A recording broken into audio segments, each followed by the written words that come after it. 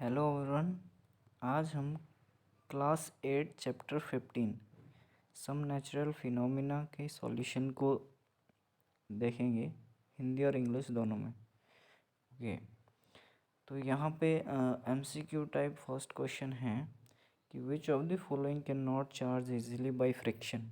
कि भाई आप किसी में घर्षण जो होता है रबिंग से, किस इनमें से कौन सी चीज़ में चार्ज क्रिएट इजीली नहीं कर सकते। तो चार्ज उन चीज़ों में इजीली क्रिएट नहीं होता है जो इलेक्ट्रिसिटी के अच्छे कंडक्टर होते हैं। ठीक है, तो जैसे यहाँ पे है कॉपर रॉड बहुत ही अच्छा कंडक्टर होता है इलेक्ट्रिसिटी का। ये जैसे ही चार्ज होता है तो जिस चीज़ से भी ये टच होता है एकदम से डिस्चार्ज हो जाता है, इसलिए इसको हम इजीली चार्ज नहीं कर पाते हैं। दूसरा क्वेश्चन आता है यहाँ पे, जब कांच की छड़ को रेशम के कपड़े से रगड़ते हैं तो छड़ में कौन सा आवेश आता है। ठीक है ना, यानी कि कैसे चार्ज आते हैं दोनों में, कपड़े में और छड़ में कौन से चार्ज आ जाएंगे। तो जब हम क्या करते हैं, ग्लास रॉड को किसी सिल्क या किसी और क्लॉथ से क्या करते हैं, इसको रब करते हैं आपस में, तो रॉड में पॉजिटिव चार्ज आ जाता है और कपड़े में जो सिल्क का कपड़ा है उसमें आ जाता है नेगेटिव चार्ज। यहाँ पे कुछ ट्रू फॉल्स हैं जिनको हम पढ़ेंगे और करेंगे सॉल्व। तो फर्स्ट है इसमें, like charge attract each other. Like charge एक दूसरे को अट्रैक्ट करते हैं, नहीं। लाइक चार्ज एक दूसरे को रिपेल करते हैं, धक्का देते हैं, दूर दूर कर देते हैं। तो इसका फॉल्स हो जाएगा ए का। A charge glass rod attract a charge plastic straw. Yes, जो डिफरेंट मटेरियल होते हैं वो एक दूसरे को अट्रैक्ट करते हैं और सेम टाइम्स के मटेरियल एक दूसरे को रिपेल करते हैं क्योंकि उनमें लाइक चार्ज आता है। सी है, lightning conductor can not protect a building from lightning. ये फॉल्स है क्योंकि लाइटनिंग कंडक्टर लगाए ही इसलिए जाते हैं ताकि वो बिल्डिंग को प्रोटेक्ट कर सकें जब लाइटनिंग होती है थंडर स्टॉर्म के दौरान। ठीक है, earthquake cannot be predicted in advance. Yes, this is true. Sorry, this is also false क्योंकि आजकल ऐसी काफ़ी टेक्नोलॉजी आ गई है जिसमें हम अर्थक्वेक को भी प्रेडिक्ट कर सकते हैं, लेकिन ज़्यादा पहले नहीं कर सकते हैं, लेकिन उसके 1-2 घंटे पहले हम उसको प्रेडिक्ट कर सकते हैं कि भाई अर्थक्वेक होने वाला है। और इसके लिए काफ़ी जो मौसम विभाग है उनके पास इस तरह की बहुत सारी मशीन्स होती। अब जब देखो इसमें स्वेटर जब हम उतारते हैं विंटर्स में तो क्या होता है, क्रैकिंग साउंड्स आती है, उसमें हमें स्पार्किंग सी दिखाई देती है। तो इसमें क्रैकिंग साउंड इसलिए आती है कि जब हम स्वेटर को टेक ऑफ करते हैं तो क्या होता है, वो रब होता है हमारी बॉडी से या अदर क्लोथ से रब होता है आपस में, जिससे उसमें स्मॉल चार्जेस आ जाते हैं। वही चार्ज जब डिस्चार्ज होते हैं तो स्पार्क की फॉर्म में डिस्चार्ज होते हैं।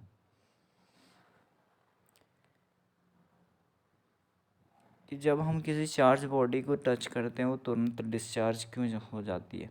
तो ऐसी ऐसी बॉडी जिसमें चार्ज है और उसको हम किसी कंडक्टर से टच कर लें तो उसमें से चार्ज फ्लो होके वो अर्थ में चले जाता है। ऐसे ही क्या होता है, हमारी बॉडी भी गुड कंडक्टर होती है इलेक्ट्रिसिटी की, इसमें से चार्ज फ्लो हो जाता है इजीली। तो जब हम किसी चार्ज बॉडी को टच करते हैं तो वो हमारी बॉडी के थ्रू डिस्चार्ज हो जाती है नहीं, और जो चार्ज है वो अर्थ में चला जाता है।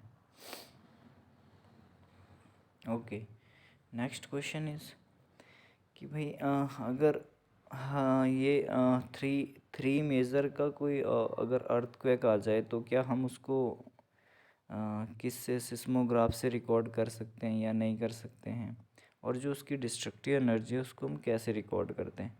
तो हमारे पास अर्थक्वेक को मेज़र करने के 2 स्केल होते हैं, एक होता है रिक्टर स्केल, एक होता है सिस्मोग्राफ। सिस्मोग्राफ में हम सिस्मिक वेव्स के मोशन को देखते हैं। ठीक है, सिस्मिक वेव्स कितने कितने मतलब इंटेंसिटी की आ रखी है सिस्मिक वेव्स, तो वो रिकॉर्ड होती है सिस्मोग्राफ में। और जो डिस्ट्रक्टिव एनर्जी होती है भूकंप की, तो वो होती है रिकॉर्ड रिक्टर स्केल में। तो क्योंकि 3 इंटेंसिटी का जो भूकंप होता है बहुत ही कम होता है, तो उसको रिक्टर स्केल में हम मेज़र नहीं कर सकते क्योंकि वो डिस्ट्रक्टिव नहीं है। ठीक है, तो इसलिए उसको मेज़र करते हैं सिस्मोग्राफ में। सिस्मोग्राफ में वो इजीली रिकॉर्ड हो जाता है। आता है कि भाई अगर लाइटनिंग हो तो आप अपनी सुरक्षा के लिए, अपने प्रोटेक्शन के लिए क्या करेंगे। लाइटनिंग के दौरान आपको क्या करना है कि सेफ़र प्लेस पे को फाइंड करना है, यानी कि आपको किसी बिल्डिंग में चले जाना है, बस या कार में बैठे रहना है। ठीक है, इस तरह से जब लाइटनिंग होती है तो किसी बंद जगह पे आपको रहना है। ओपन प्लेस पे आप अगर ना रहें तो अच्छा है। अगर आप किसी ओपन प्लेस में हैं तो ट्री या फिर अंडर ब्रिज या फिर लाइट पोल के आसपास तो बिल्कुल ना रहें। ठीक है, दूसरा है भाई किसी भी मेटल चीज़ को आप उस टाइम टच ना करें। ठीक है, जब लाइटनिंग हो रही है तो मेटल चीज़ को आप टच ना करें क्योंकि वो उसको स्ट्राइक कर सकती है। ओके, नेक्स्ट क्वेश्चन इज़ कि भाई दो चार्ज बलून हैं वो आपस में रिपेल क्यों होते हैं। तो जो दो चार्ज बलून हैं उसमें सेम चार्ज होते हैं, या तो वो नेगेटिवली चार्ज होंगे या तो पॉजिटिवली चार्ज होंगे, दोनों। तो जब लाइक चार्ज होता है तो आपस में वो एक दूसरे को धक्का करते हैं, दूर देते हैं, रिपेल कर देते हैं, नहीं दूर भगा देते हैं। Next, electroscope. तो इलेक्ट्रोस्कोप के बारे में हम पढ़ लेते हैं। यहाँ पे इलेक्ट्रोस्कोप क्या होता है कि किसी भी बॉडी के चार्ज को मेज़र करने की एक डिवाइस होती है, नहीं। तो इसका हम डायग्राम यहाँ से देख लेते हैं। ये देखिए, this is the figure of electroscope. इसमें क्या होता है, ऊपर की साइड एक मेटल का प्लेट होता है। इस मेटल प्लेट को हम एक कंडक्टिंग वायर से जोड़ देते हैं। इस कंडक्टिंग वायर के नीचे वाले एंड पे हम दो सेम सेम मेटल्स की फॉइल लगा देते हैं। ठीक है, जब भी किसी चार्ज बॉडी को हम ऊपर वाले मेटल पैन पे टच करते हैं तो चार्ज कंडक्टिंग वायर से नीचे आता है, क्योंकि उसमें सेम चार्ज है। अगर किसी मटेरियल को हम टच करते हैं उसमें सेम चार्ज या तो पॉजिटिवली चार्ज होगा या नेगेटिवली चार्ज होगा।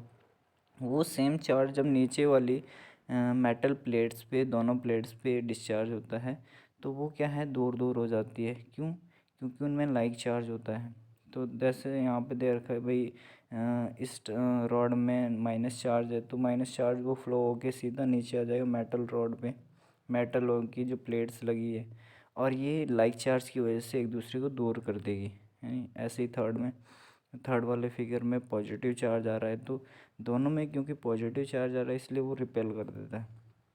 तो इसमें ये जो प्लेट्स है वो दूर दूर हो जाएगी और हमें पता चल जाएगा कि हाँ इसमें चार्ज है। This is the process of finding out how the electroscope work. Question number 10 कि भाई भारत के कौन कौन से एरिया में बहुत ज़्यादा अर्थक्वेक आते हैं।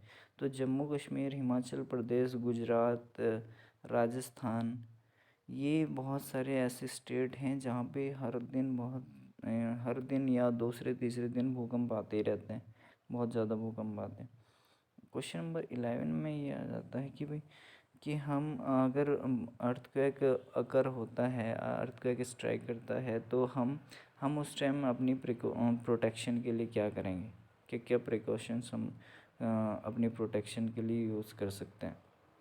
तो सबसे पहले तो हम सेफ़र प्लेस पे चले जाएंगे, यानी कि अगर हम किसी बिल्डिंग है, बड़ी बिल्डिंग में हैं या किसी ओवरहेड टैंक के नीचे हैं या फिर किसी बिल्डिंग के नीचे भी हैं तो वहाँ से भी हटना है आपको।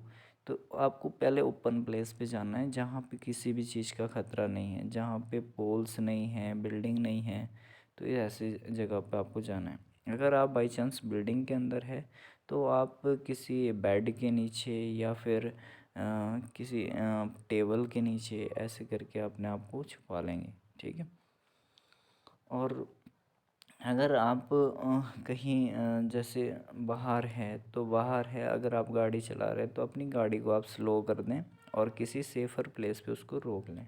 ठीक है, this is the way.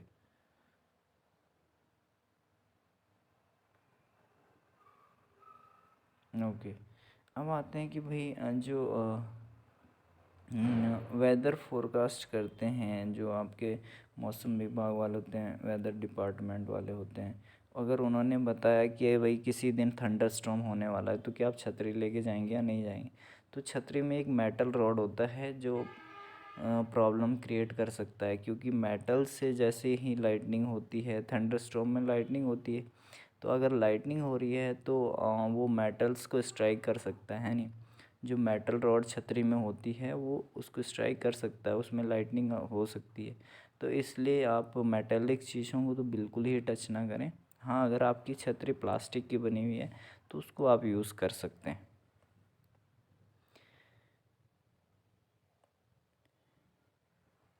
Okay, thank you for watching the video, and like and subscribe the channel please.